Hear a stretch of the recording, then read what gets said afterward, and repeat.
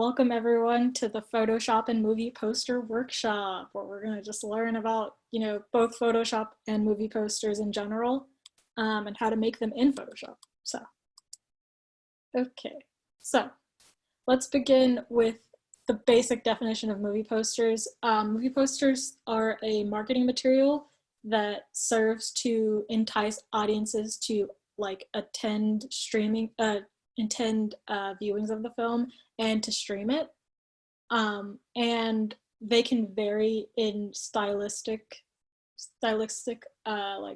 traits that they show, based on things like genre, with the location that the movie is being screened, the film's budget. It's a whole lot of different things that can affect the style of a movie poster, but the whole point is to entice the audience with just visuals and as little text as possible, usually, which could be a tagline. Maybe you only see the names of the main starring actors, and then that drives you to come. So it depends a lot. A lot can determine the style and the layout of different movie posters, but they all have the same goal generally. And then here are the popular US movie poster dimensions. I just thought this was pretty interesting. So the ones that movie theaters and bus and train stations usually get are the 40-inch by 60-inch. And those are the really big ones that are usually mounted up just so you can see. And yeah, no one really gets those unless you're a movie theater. And buses and subways rarely show movie posters like this. And then the ones that consumers are more likely to get are the 27 by 40-inch posters. And those are the ones that you can buy from movie theaters directly or from the production companies themselves. And those are the ones that are most likely to just be hung on someone's wall or something. Yeah, and then just for size comparison, I had a 6-foot-tall person icon over here just so you guys could see the height comparison. Okay, so a part of movie posters is that they are deeply unconsciously psychologically stimulating for people, just to encourage audiences without them inherently knowing that they're being affected psychologically. But there's an interesting science behind different parts of movie posters. Okay, so once again, definition: it's just a marketing material to encourage audiences to attend the movie. And we have the different dimensions. These are what I was talking about, just to show the size comparison for everyone. And color theory. So the main ones that I'm going to go over that aren't too complex are the color theories, the color combination theories, which are monochromatic, which is just staying within one color, and that can be you can go to different shades of the color, but you stay relatively within that boundary. And a movie that does this a lot is Twilight. I think most of the franchise has this really icky turquoise color on it that looks like someone just slapped a filter onto it. And they did that because of the color temperature, I think, because it's supposed to be Forks, Washington, rainy, cold, weird. It's not the best looking, but it is an example of monochromatic color scheme. And then we have analogous colors, which are colors that are right next to each other on the color wheel. And so Life of Pi is an example, and I show it right here, a little screenshot. It's really tiny, but yeah, you can see that it's mostly yellows and oranges and gold and a little bit of red. And those are all colors that are next to each other on the color wheel, and it makes it appealing, but it gives you that warmth without having to depend on one color like Twilight did. Another combination theory is complementary, which means that the colors are opposite on the color wheel, red and green and blue and orange and yellow and purple. And a recent movie that did this was, what's it called, La La Land. And I think Emma Stone is the woman in the yellow dress. So she is wearing a yellow dress and is against a purplish indigo background, which makes her not only stand out, but also is playing on this color theory. And then the last one we have is the triadic, which not many people use. I think Godard is like the one that's known for it, and he's like a French, like sort of abstract. He's not really abstract, but his movies, if you've ever seen them, are like a bit like all over the place, but they're fun to watch. Like Pierre LeFou is pretty fun to watch. But yeah, you can see triadic colors all throughout that. It's just like draw a triangle on a color wheel, and that's like a triadic. And if you guys have any questions at any point, just like I have the like comments pulled up over here, so if you have any, you can just go ahead and ask. Okay, so the second color theory that I want to talk about, it's not really color theory, but it's like meanings behind colors are kind of important, and they're very subjective, depending on like what culture you're a part of or what nation you're a part of, because all colors have a psychological meaning that we are brought up like recognizing. Like red for us means like passion, action, love, things like that. But in another country, like I know in China, the red has a connection to like luck and good fortune. So like those, like you have to be careful if you're going to produce a film that has like, that is going to be spread internationally. If you intend for, say, a character with a red dress to be perceived as like actiony and passionate, but in another country it might not be perceived the same way. So just be mindful when you're doing filmmaking or maybe designing a poster that is going to have international reception. Yeah, and most movie like production companies make a second and third and like other iterations of posters for movies just for international markets. Like I know for a fact that Frozen had at least two different like poster styles. Like Japan had a separate poster, and then the United States had a separate poster. And in the United States, one, like Olaf was shown as the main character because of merchandising, but in the Japanese one, Elsa was like front and center on there. So it's a pretty interesting difference. Okay, so on to the most popular pairing in movie posters, orange and blue. Have you guys experienced orange and blue all over movie posters? Mario, you're nodding. Yeah, orange and blue, the reason why they're paired so often is because of it brings out a lot of good skin tones. Like it's good, like almost universally for skin tones. So a lot of like poster creation companies and everything usually emphasize like orange and blue just to make sure that all skin tones are well like represented and are complemented well in the poster. Even though it's a weird combination, and as you can see, it is everywhere, and it gets like, once you realize it's there, it's kind of like, wow, we just aren't reinventing anything. But yeah, so you can either lean into it like fully, like Dragon Ball Evolution right here, where the skin tone is completely orange and the background is like sort of bluish. Or you can do like Flight Plan and have like just a sort of band of like orange-ish with the skin tone also playing into the orange and the blue being the background. Yeah, so those are like two different options, but they're like paired up in a lot of movie posters.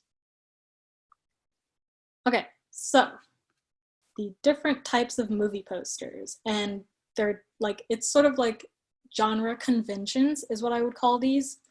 So horror movies and mysteries usually have like a close-up, and extreme close-ups are uncomfortable for viewers a lot of the time, even in like actual movies, because it's just psychologically like seeing someone from like the like mouth to the like top of the head, not even the top of the head, sometimes the top of the head is cut off.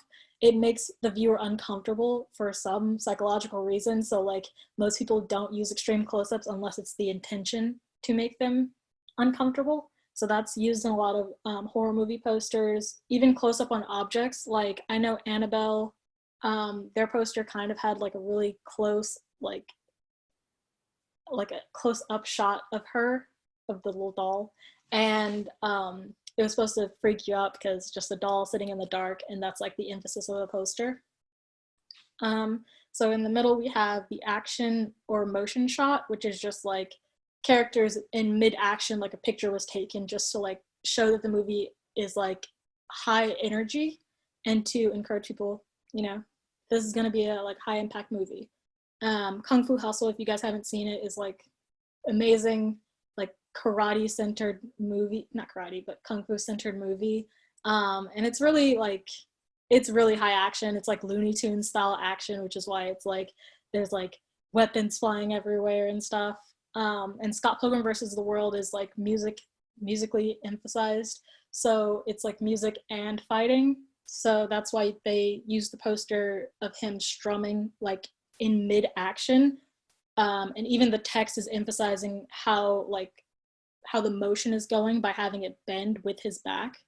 Yeah, so mid-action shots are like good for like action movies. So the next one is the group long shot, which is like a full body shot of like an ensemble cast usually. So something like Zombieland, what's it called, Kingsman, and also Train to Busan are all use like group long shots or full body shots to emphasize that certain actors are in here and those actors may have their own draw, but also it shows a relationship between the characters, which will be emphasized throughout the movie. So yeah, so in Zombieland, you see that all the main cast, like the main 4 characters, are all front and center, and you can see their faces, you can recognize them, and their names are all listed at the top. And in Train to Busan, like all of the main characters that, except for one, is in this one, and you can see the relationship between the characters. Like you see how the father is carrying his daughter, and the 2 baseball players are like helping each other up and stuff. Those are all emphasized by the poster in and of itself. Okay, and the last 2. So here we have a solo and duo. So the solo character works well for like well-known protagonists, like recognizable people like James Bond sort of deal, and Puss in Boots, like as long as the characters are recognizable, this might work well. And it has the main protagonist or an important character front and center, whether they are facing away from the camera or they're facing toward it. It's the most important thing is that they're recognizable. So I don't think a lot of indie movies with posters do this often, because the draw of like this, unless it has like an emphasis on the story, but like usually this is done for like if you have a big actor that is recognizable, you want to bring focus to the fact that they are in this, and that could draw in your audience.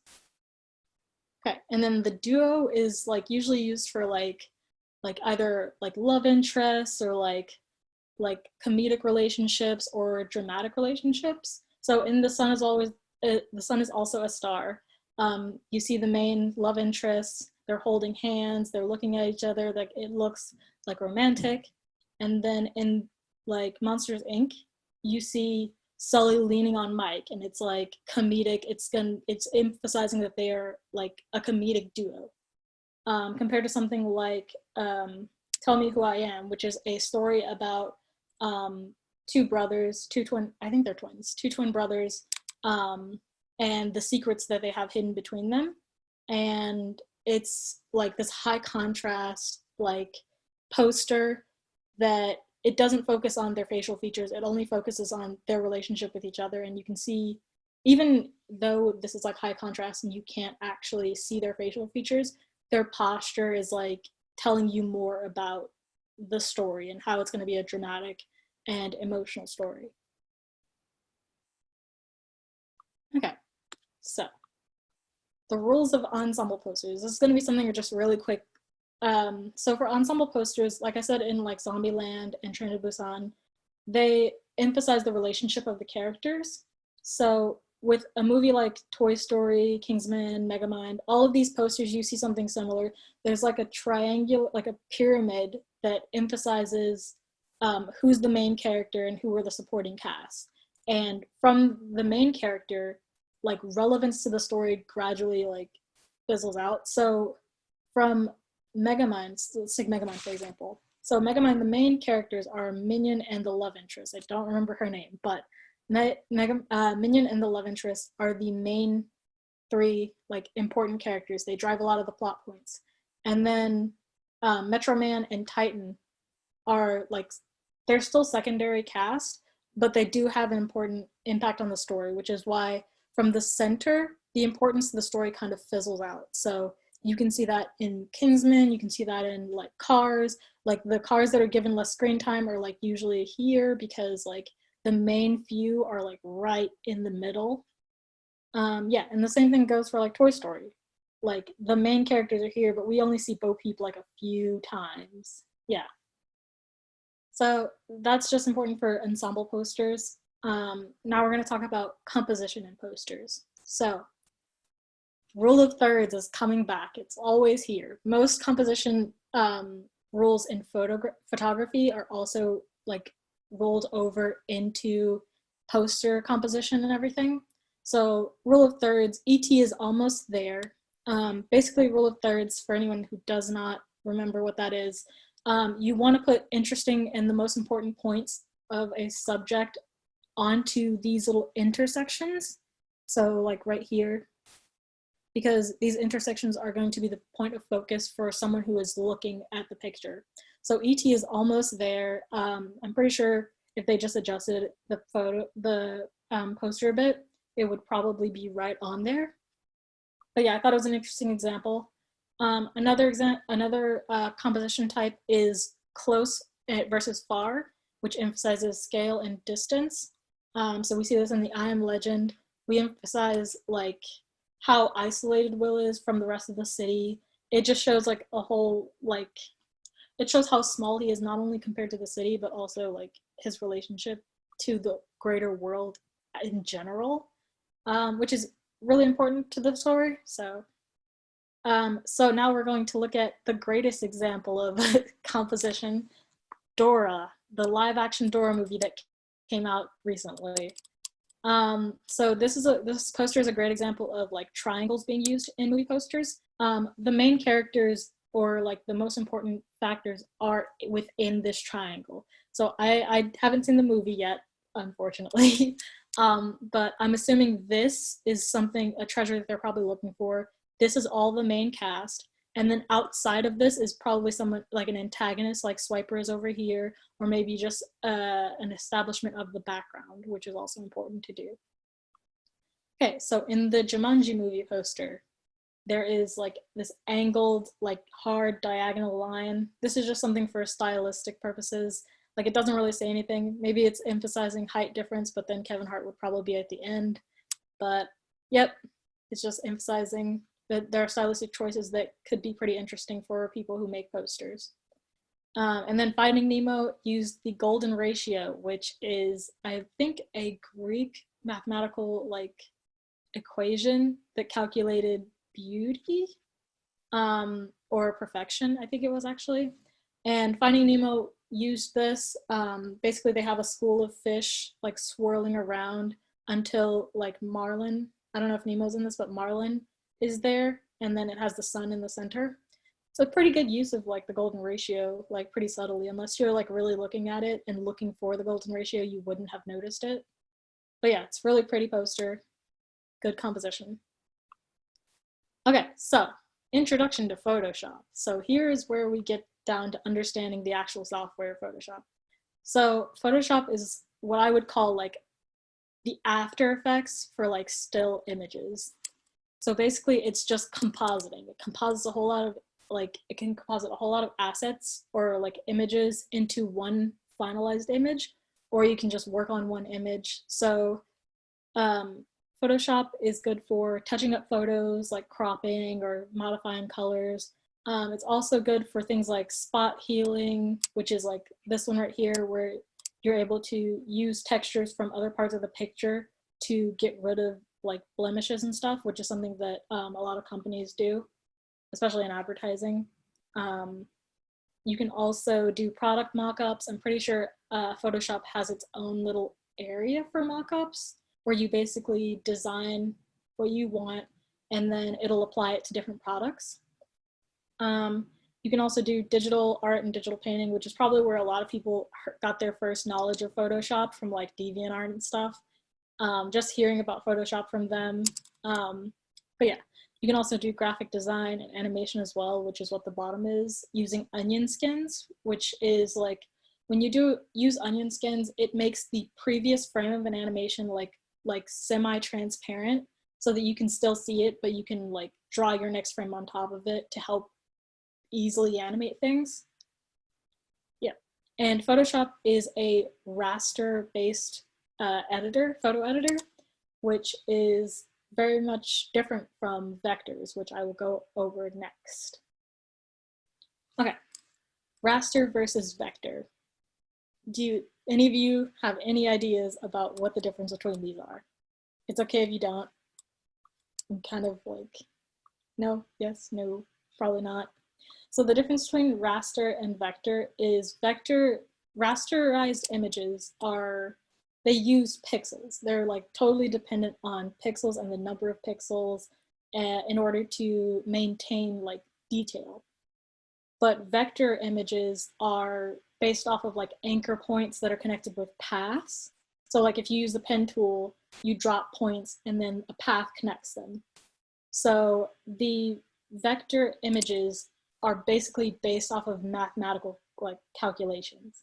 And this has an impact on things like scaling and editability. So, and Adobe Illustrator is the more vector based, but both of them can work with either. But it's easier in Illustrator to work with vectors. So with raster images, there are a limited number of pixels. Like basically if you draw a circle with just like a pixel brush or just like a regular brush, that image has a limited number of pixels based off of what you drew. So if you try to scale it up, it's gonna just get really blurry. Like just as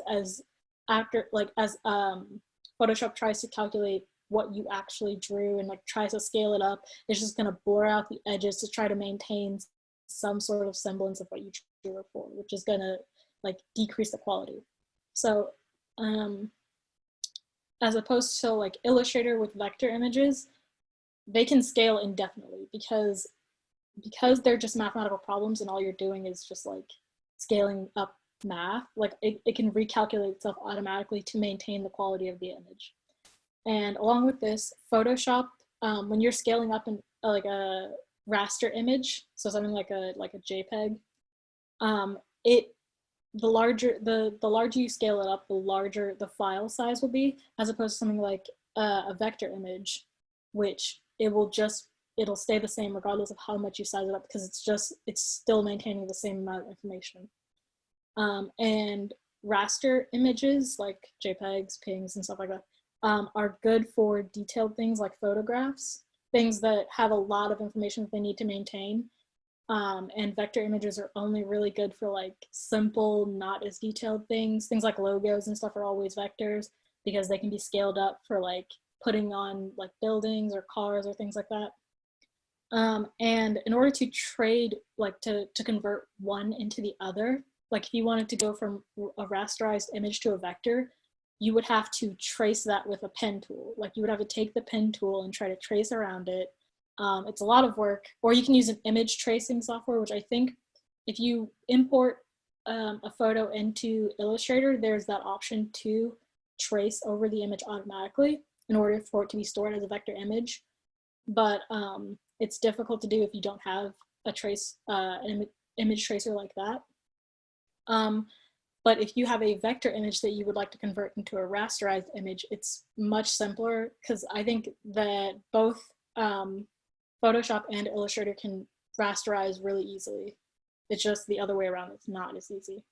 And these are the file formats of each one. The main file formats of raster-based images are JPEGs, PNGs, GIFs, and BMPs, which I think is bitmaps.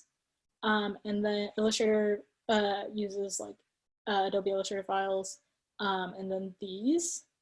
Yeah, SVGs are more common to be used because they're just like used by a lot of vector programs. That's the one that they save it as.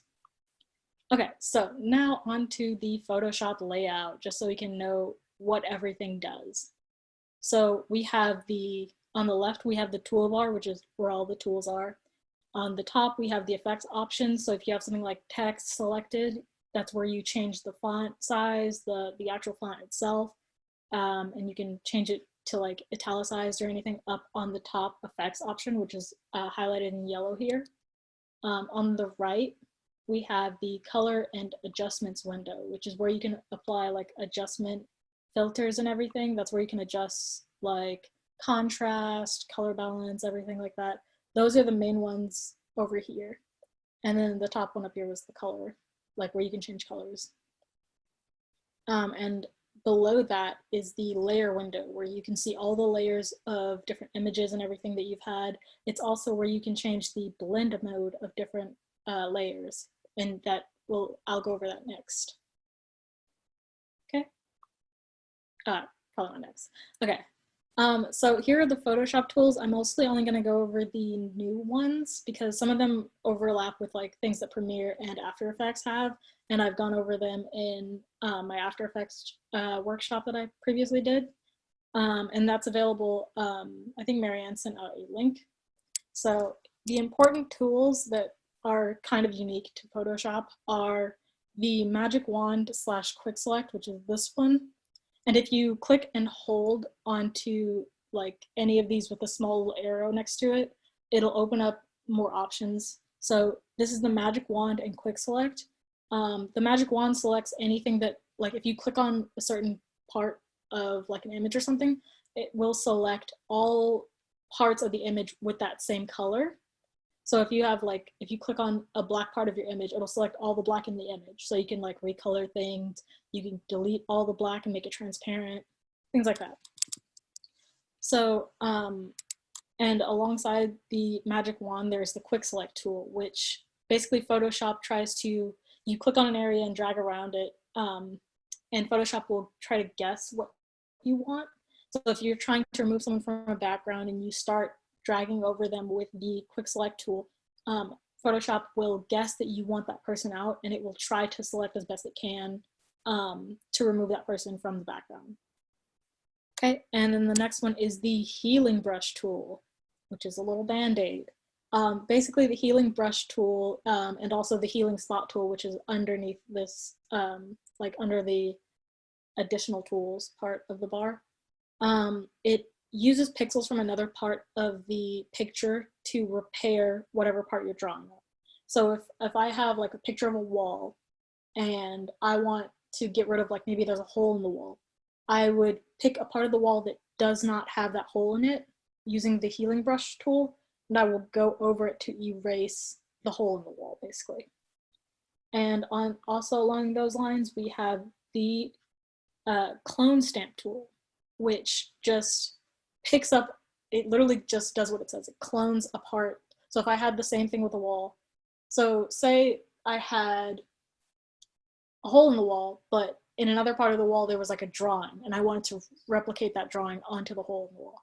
It would basically, I would target the drawing part, and then I would use the drawing part to draw over the hole, and that will just duplicate the drawing. The difference between like the Healing Brush and the clone stamp is basically the Healing Brush will try to, like, if a part of the wall was a different color, it would try to match the texture of the point that the reference point to the target. So like if one part of the wall was orange, but I wanted to keep the texture of the wall and cover up a hole that was white, like it would use the texture of the orange wall, but it would color in white. Meanwhile, the clone stamp would just color in orange. So they're like two different ones. I'll probably do a tutorial, a separate short tutorial on using both of those and what they're good for. Okay, the next one is the smudge / blur / sharpen tool. These basically do exactly what they say. The smudge one moves around pixels and smudges everything. The blur tool blurs everything out. Sharpen tool sharpens it by trying to add more pixels. And then we have the burn / lighten tool. So the burn / lighten tool, it'll just darken pixels, and I'm pretty sure it works through layering. Do I have to isolate the area you want to change before spotting or cloning it? You do not. All you have to do, I'll also show this in the demo, but all you have to do is, so if you have the tool selected and you hold Option or Alt, then select the reference area. That means that's what the brush is going to look like, and then you just go ahead and wipe over it. You don't even have to isolate it because you're just going to be drawing over the image. But usually you would want to do that in a new layer. Let me emphasize that. Do that in a new layer, and make sure that you have the sampling turned on to all layers or all layers and below sort of deal. And I'll go over that once the demo starts. the burn and lighten tool is like a layered one. So if you go over it once and then go over it again, it's going to get even darker, just so you know, you guys know that. Okay, so the pen tool. The pen tool creates paths and vector shapes, ones that can be scaled up, which is important if you want to have anything that scales well. And then the text tool. Text tool, same as it is in Premiere and After Effects. It adds text to wherever you put it. And then the last one is the shape tool, similar to the text tool, except for it just adds shapes. Okay, so really quick, we're gonna go over blending modes. So blending modes are something that you're just gonna have to play around with, but there are different sections to the blending modes in the way that like something like After Effects, and I think Premiere also does this, but they are sectioned off, which is like really smart, into different areas that do different things. So we have the darkens all darken, usually the intersecting parts. The lightens obviously lighten all of the intersecting parts. And overlay, okay, I just want to talk about overlay real quick. Overlay does both darken and lighten. So it takes, so if you have like two pictures on top of each other that are like different, it'll take the lightest parts of the light picture and apply them to the bottom part, and it'll take the darkest parts of the top picture and apply them to the bottom picture. So like, yeah, so it's basically, it's interesting. It's just something that you have to play around with in order to like fully know which ones do what. And comparative, they basically look at the different properties of each of the two layers that you're like blending, and it basically takes different properties and like calculates them in order to determine what the product would look like. So yeah, they're just all, it's all really interesting stuff, but usually you have to just play around with it or know the sections to get what you would like out of them.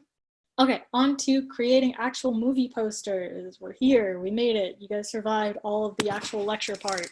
Okay, so when you start out with Photoshop, there'll always be this background thing, like this little layer right here in the layer window, and it's locked. I would say usually keep that, just to keep it there, just in case something crazy happens, just so you always have that. Even if you add a new layer and like fill it with something, it like just to have that background layer is always good. And importing pictures into Photoshop, you can do it like almost any way. There's like the import like menu thing. You could also just drag the picture from your file explorer into Photoshop and it'll import it that way.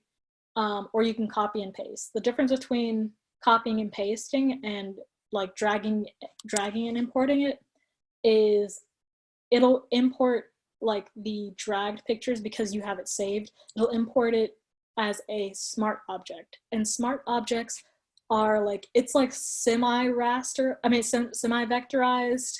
It just makes it so it's like you can transform it easily without like losing too much data because you have the original image and everything, versus something that you just copy and paste. If you try to scale something like that, it'll look weird. Yeah, and I can show you guys how to make something you copy and paste into a smart object, but it's just an extra step compared to just importing it straight out from your a saved location.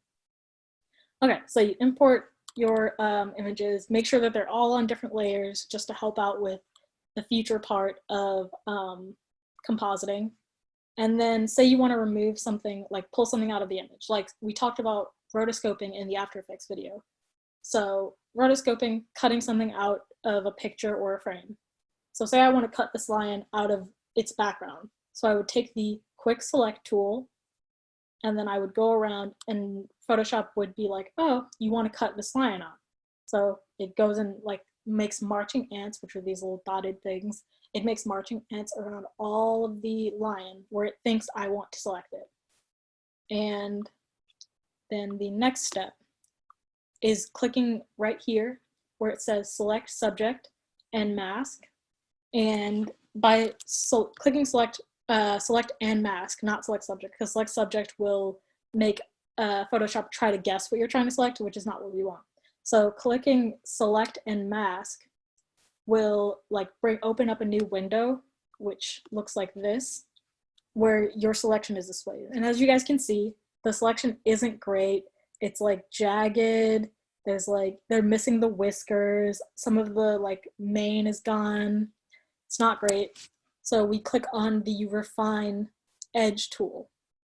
So the Refine Edge tool, all we have to do is go around the edges of the lion, and then it'll pick up all the hair, it'll pick up all the whiskers, and it'll make them semi-transparent so they're there, but it's like not going to try to include the background into them. It's just like, it's a way of like Photoshop trying to compensate for the fact that it's like maybe a thin like line that they probably can't pick up from the background. And after you refine the edges and everything, you would go onto this menu on the right side and you would play with things like the radius, like the smoothness, feathering, in order to get the best selection that you possibly can, so that it doesn't look like it currently does over there. Okay, and once you are done and you click OK, which is at the bottom right, you go ahead, it'll take you out of this menu and return you back into the regular Photoshop layout, except for your new selection will have like marching ants going around it to display what is actually selected. So you're going to go into the layer window and then click this little box, like this rectangular box with a circle cut out of it. And that is called, that'll create a layer mask, which will appear right in where you have the layer selected. And that basically cuts it out. And that's non-destructive editing, which I don't know if you guys are aware of what non-destructive editing is, so I'm just going to go ahead and define it. So non-destructive editing is like a way to maintain the data of whatever like material or picture you're using without completely getting rid of it. So say, so having the layer mask will cut something out of an image, cut a subject out of an image. And it's better than like you physically going around and erasing the image, because if you make a mistake and say I was like erasing around the lion and then I made a mistake and I cut off its nose accidentally, that's fine. I can use like Control Z or Command Z and it'll bring the nose back. But say I was like going around the lion, going around fully and like clicking, and every few seconds I would like release my mouse and then like go again. And then I realized, oh, I cut off the nose. I would have to go back and clear all of the previous data that I had, and I would have to start all over, being even more careful this time. But when you have a mask, the thing about the mask is you can edit it after you've already put it on there, which is really helpful in the long run. I might have a picture of it on the next one. Okay, so if you see these pictures to the left on the layer menu, these are the actual original images. So, and this is from another project that I did. So these are the original images, and then to the right are the layer masks that I have. And something you'll notice about the layer mask is that they are only in black and white. And what is black is what is cut out, is what is like being erased. And what is white is what's being revealed. So you can have like white being revealed, gray being like semi-transparent, or yeah, semi-transparent, and then the black is what's not even there. So that's a way to like, you can, if you have this, if you're like in the layer menu and you click on the one on the right that represents the layer mask, and you use your brush tool, like the regular old like drawing brush tool with black, you can go in there and erase certain things. You can switch over to white and reveal certain things. And it's just an easy way to like make sure that you still have all your data in case you make mistakes or need to change something. And that's my TED Talk on why non-destructive editing is the most important thing. Okay, so after you cut something out of a picture, you just keep layering, like add whatever your heart tells you to add into your poster, keep cutting everything out, masking everything. And then eventually, once you're done, you can start editing each individual asset, making them all look like they exist in the same universe, I guess.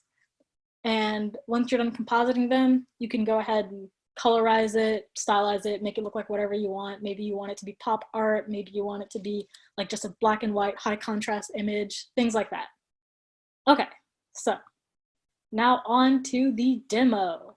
we have just received the full cut of a soon-to-be-released ensemble thriller called Selfless: The Medical Miracle, and it's starring Betty Gabriel, George Takei, and Tom Hanks. So it's literally just like a medical thriller set in a pandemic, and now we're going to design the poster for it. Pandemic, it's very relevant. Okay, so let me just go ahead and pull up Photoshop. So here is the Photoshop layout on my computer, and this is a like template that I'm going to share with you guys. This is from Studio Binder, but I edited it so that it's not as confusing because they had a whole lot of parts on it that were unnecessary and confusing.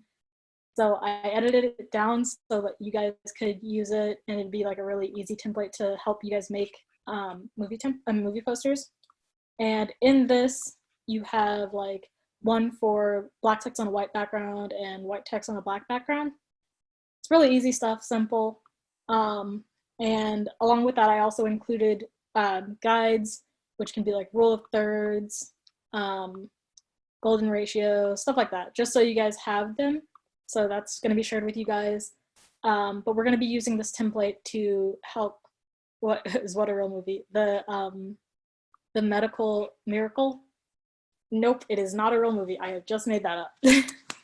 Okay, so I'll just go through and break up. Thanks, Meg. I'll just go through and break down a poster that I used this template to design, and you guys may recognize it because the first one that we're going to be looking at is the puppeting, which is a really simple movie poster that I made after watching the puppeting, you know, from good old Steeltown.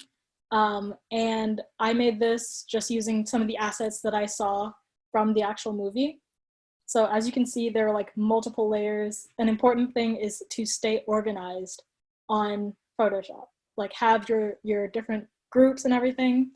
So you can see, I'm going to break this down really quickly by turning off different parts. So the Steeltown graphic just went away, the content to edit. So this is all the text, which is a part of the template that I'm going to share with you guys. All I did was like edit the text. I used a new font and everything. The background image is a screenshot from the actual movie itself. And as you guys can see, something that we didn't have in the actual film were these pair of feet right here. Like, this is something that I found on a stock image website, and that I imported and recolored and everything. This little layer right here, titled Layer 7, this is an overlay of like a red color that tried to match you guys' lighting setup. So that's what they originally look like. This is the original picture, and all I did was quick select tool, go around the feet to mask them out, and then brought them into here. See, like movie poster making is nothing but like masking and layering and recoloring, and that's about it. But yeah, so this is this poster, and it was pretty simple to make, didn't take much time, really easy, like doable, especially with the template. And here's the other poster test that I have, which was Secondhand Savvy, which you guys also may recognize. So this one is a more complex poster, just because there's like a whole lot of effects here going on to give the vintage feel that was in the actual short film itself. So there are things like, so I have all the graphics, I have like the logos, then I have the movie title itself is just, so you guys remember I said text is a vector graphic. So that means it can be scaled up forever. So what I did was I made it a raster, which means I converted it to pixels, and then I smudged it. I used the smudge tool, smudged the edges to mimic Sharpie, and then that's it. That was the whole thing. Okay. Color fill, this is just for changing the color of the text. Getting rid of the words. And here are just a ton of different layers. So the steps to get those feet: quick select, select and mask. Yeah, after you press OK in the select and mask, like after you edit the selection to look how you want it to look, then you press OK. and then you click this little button right here, which is the layer mask button. And then it'll cut them out. And then you just like edit the color of it and you're good. Really simple stuff, yeah. Okay, so to break down the background image, all it is, like this like whole image is like, I cut out a little Polaroid thing, little Polaroid, what is it called? Like material, I guess. Yeah, I cut out this square of the Polaroid in order to show Violet and Doria in there. And then we have like another one overlaid just so that we get the texture. I have a gradient for the color. It's just like tons of texture and gradient just to make it look like a Polaroid picture. Different coloring tools. And then here's the original masked image that I took from a screenshot, which means it also probably won't scale well. But it's good for just like looking at and for tutorials. So as you can see, quick select, and then I had to make sure that I refined the edges to make sure that it like it doesn't look like she was just cut out. Although over here you can see I didn't refine edges over here, but it's not really visible because I think the Polaroid frame covers it. So those two are cut out, and then this is just like I added a haze over everything. Yep, and that's it for the whole poster. And then all you can see is like it's just being added right back. There's a whole bunch of filters just to make it look like a poster. And okay, so we have like a few more minutes, so I'm going to really quickly go into this part where we are going to like, well, sort of collaboratively make, I guess, the movie poster. So this is our tagline. It takes a real hero to help others, you know. We have our billing block, which isn't filled out yet. We have our coming soon, our website, and we also have the names of the people that created it, which is just me. And then we have our actors' names up here. Then we have the title. So in order to begin this, what we're gonna do is first, let's determine our background, which I've already picked out. It's gonna be this cool city background because it's an inner city hospital is what I have decided. Yeah, and all I've done to this is like edit the color through curves. So all I've done is just like make it so it looks less like night. I can show you guys. So it looked like more bluish and I didn't really like that for the look of it. So I added curves filter, which if you guys have played around with curves, all it does is like either drag up or down the amount of color that there is in a certain part of the image. So we've decided on the background. I've thrown this on here just for some cinematic stuff. And now we have our actors. So we have Tom Hanks, George, and Betty Gabriel. And as you can see, I've already cut Betty Gabriel and George out already, but I'm going to walk through cutting them out here. So we're going to walk through cutting out George Hanks. Not George Hanks, sorry, Tom Hanks. So we already have the quick selection tool selected. So all we're going to, yeah, I know I'm the incarnate of Michael Bay. Let's just go. Okay, so I'm going over Tom Hanks. Actually, let's go ahead and turn off the other. Actually, I'll just turn off this and then I'll also turn off the, yeah, I'll turn off the text so we can see what we're doing. So we're gonna go over Tom Hanks, and as you can see, it's selecting other stuff, but since the only thing in here is this little square of a picture, it's not really gonna actually cut those out. So next, we're gonna go to select and mask, and everything, the way mine is set up, it's automatically gonna show everything that's not included as red, but I think the default is this, which is on white, but I think red is easier to see, so I just go over to view mode and go to overlay, which will change it to red. Okay, so as you can see, ooh, it actually did select the background. So we're just gonna go ahead and go to the selection brush up here, hold down Alt or Option, because that just switches over to the negative, which means subtracting. Oof. Maybe I'll turn off the background. We'll go back and turn off the background, because just so we don't have to worry about that. and turn off these as well. Okay, so we're going to deselect that with Command or Control D, and then we'll go around one more time. And there we go. Now, okay, for some reason, because we're on the wrong one. Okay, so now selecting mask, and that looks better. We're still gonna have to fix certain things, so I'm zooming in, and I'm going to change over to the Refine Edge brush because he has a little bit of like weird white lines over here from the background. So we're just gonna go over it and then fix those. In order to fix this, because the Refine Edge brush is like Photoshop calculating where it should erase, we don't want that because maybe it might end up erasing his parts of his face. So we're going to change over to the brush with the gray dot, which like it takes the control out of Photoshop's hands completely. And we'll just go ahead and hold down the Alt or Option key and drag down to get rid of it. And the same over here. And good. Okay, now we can refine brush because it might not get that now. Okay, good. It included a little bit of the gray there, so we're going to go through again and take it out.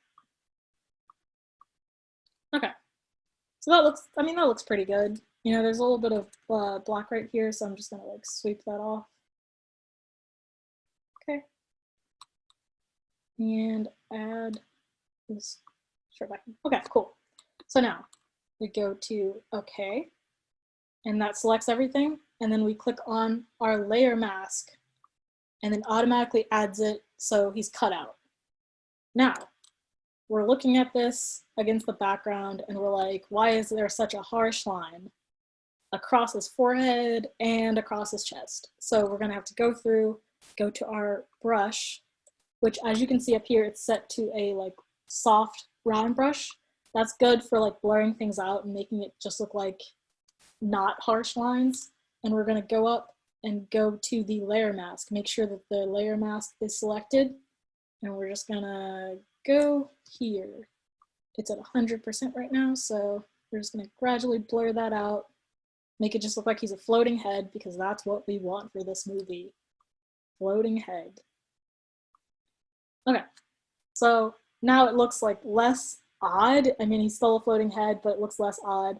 And we're gonna go and do the same thing for George's layer mask. So we're gonna click on his layer, which I should have labeled these, but this is how the image was brought in. So, okay, so we have that selected, and we're going to try to make it look similar to Tom Hanks. So we're gonna erase all of his suit and just gradually bring it up.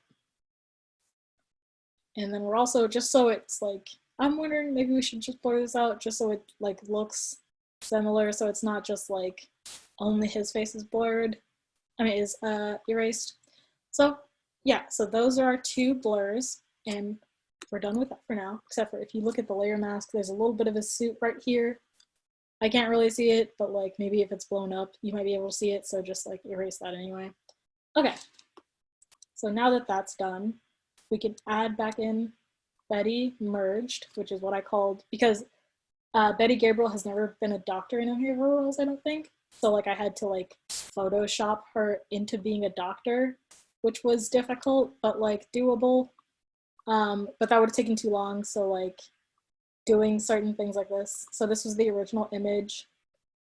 And then I changed it to meet her body. So it's like, yeah, it's just Photoshop is just, everything in Photoshop is just messing with things until they look moderately okay. Okay, so now that we have that, we're going to work on making them all look like they're generally in the same place. Thank you, Meg. Okay, so we're gonna make them all look like they're generally in the same place. Now, if you guys notice, on George's layer and on Tom Hanks' layer, there's this little icon here. It's like a little folded, like paper with a dog tag ear and a little square.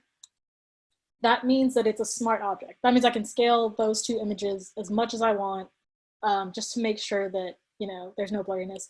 But that also means that I can't really edit them, So like if I wanted to paint on them, so if I had that selected, not the layer mask, but this, I can't, you see the little band button symbol? It means I literally can't paint on them. But what I can do, when you have a smart object, you can go up to filter, and you can, oh, not filter, you can go to adjustments, and you can apply all of these adjustments and continue to edit them continuously. Versus if you did it to a regular, just regular, like copied and paste image, it would automatically add them and that'd be it, unless you can Control Z it. Okay, so, I mean, I'd say her picture is like, because we're trying to match them to Betty's picture. So I'd say her picture is a little more orange, not orange, like, yeah, it's like yellowish. And so you just like play around with the curves. That's better. I mean, yeah, it's a little bit better. Okay, so that's good. I think he needs more contrast because she has high contrast. So I drag down this part of the image is like darks, or like the what are they called? Like the lowlights or the shadows. Shadows. I know what those are. Shadows. Okay, so the shadows, and then you raise up the highlights to make it more contrast. I think that's a little bit too much, but it seems like it'll work for this. Yeah, shadows, thank you, Ed. Shadows, midtones, and highlights. Cool. And then we'll do the same for Tom Hanks's picture. So we'll go up here again, adjustments, curves, and then we'll go, his are a little bit too red. But I don't think that, I think that'll make it purplish. So we're gonna go into the blue, drag that down. And now it's looking a little, everything's looking a little too golden, but it's okay. This is just a test poster. Sure, let's go with that. Now, let's just add back in the text. And we have our first sort of like mock-up of the poster. Yay, we did it. We survived not only a lecture, but also a demo. And this is just like a sort of like, this is a thrown together one just to display a lot of what we talked about. But there are also different styles that you can go for. Something like if you wanted, backtrack, what is the reason we can't paint on the image? Because you remember how I said that vectorized images are like hard, like they're sort of hard to edit because you have to go back and like change the, like use the pen tool to change the path. You can't just like draw on a vectorized image because that'll introduce pixels into it when it's just mostly made of like anchor points. So the smart object little icon down here, it makes a rasterized image sort of vectorized so you can scale it. But by doing that, you cannot, Photoshop just does not allow you to edit it in order to like maintain the ability to scale things. But if you wanted, like say, oh, no. If I copied and pasted something, so let's say, I don't have anything selected right now, but if I had an image selected, actually, let me just see something real quick. So this is the original image of Tom Hanks. If I select all, Command A, and then Command C, and then leave that layer, and then paste. See how there's no icon here? You can't really see him because he's in the background, but in layer 12, there's no smart icon. So if you just, let me turn off everything else. And then, what is on top of this? Oh, okay. Why? Ready? Okay, there we go. So in this one alone, you can just go ahead and draw on it. Like I could draw on this all day long because it's not a smart image. There's no like lower square icon like there is in George Takei's layer. So because of this, you can just scribble all you want on it, and they're just like, it'll mess up your image and it'd be destructive.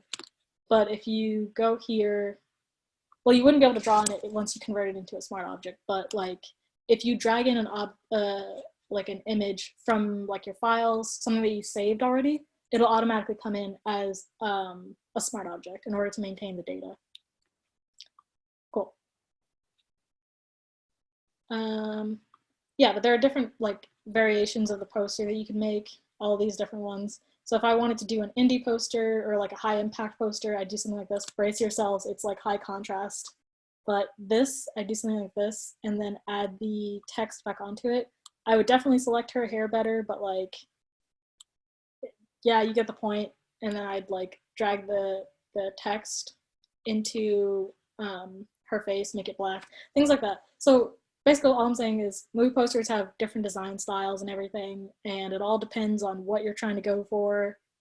Since we were trying to go for like a medical drama, it like works to have like it focus on the main character and everything.